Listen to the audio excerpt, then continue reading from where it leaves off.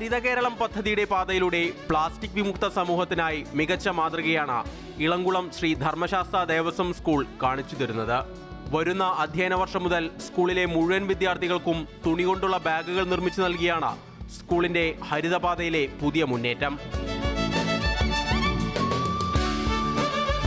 മുൻപ് പലയിടത്തും പ്ലാസ്റ്റിക്കിന് ബദലായി തുണിസഞ്ചികളും മറ്റും പരീക്ഷിച്ചിട്ടുണ്ടെങ്കിലും സ്കൂൾ ഒന്നാകെ പരിസ്ഥിതി സൗഹൃദ ബാഗ് ഉപയോഗത്തിലേക്ക് തിരിയുന്നത് സംസ്ഥാന തലത്തിൽ ആദ്യ ചുവടുവയ്പ്പാണ്. വിപണിയിലിറങ്ങുന്ന ഏറ്റവും മുന്തിയ ബ്രാൻഡഡ് ബാഗുകളോട് കിടപിടിക്കുന്ന തരത്തിൽ അതിലേറെ സൗകര്യങ്ങളോടെയാണ് ബാഗ് തയ്യാറാക്കുന്നത്. ഏകദേശം 90% പ്രകൃതിജന്യ വസ്തുക്കൾ ഉപയോഗിച്ചുകൊണ്ടുള്ള ഒരു ബാഗാണിത്. ഇത്തരത്തിലൊരു ശീലം പ്ലാസ്റ്റിക് ഇല്ലാതെ തന്നെ സ്കൂളിലേക്ക് എത്താൻ ശ്രമിക്കുക. ഒപ്പം തന്നെ സ്റ്റെയിൻലെസ് സ്റ്റീൽ കൊണ്ടുള്ള വാട്ടർ ബോട്ടിൽ, അതുപോലെ തന്നെ അവരുടെ ടിഫിൻ ബോക്സ് എല്ലാം അങ്ങനെ ഒരു ശീലത്തിലേക്ക് കുട്ടികൾ വരുമ്പോൾ സ്വാഭാവികമായിട്ടും പ്ലാസ്റ്റിക് വർജനം എന്നത് നമുക്ക് പ്രാവർത്തികമാക്കാൻ കഴിയും. മുണ്ടക്കയം കേന്ദ്രമാക്കി പ്രവർത്തിക്കുന്ന പ്രകൃതി ക്യാരി ബാഗ് യൂണിറ്റിന്റെ സഹകരണത്തോടെയാണ് പദ്ധതി.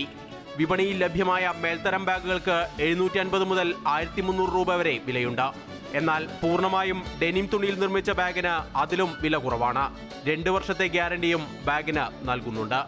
ഇതിനു മുൻപും പരിസ്ഥിതി സൗഹൃദ പദ്ധതികൾ നടപ്പിലാക്കി വിജയിച്ച സ്കൂൾ കൂടുതൽ പ്രകൃതി സംരക്ഷണ പ്രവർത്തനങ്ങൾ ആവിഷ്കരിച്ച് മുന്നോട്ട് പോവാനാണ് തീരുമാനിച്ചിരിക്കുന്നത്.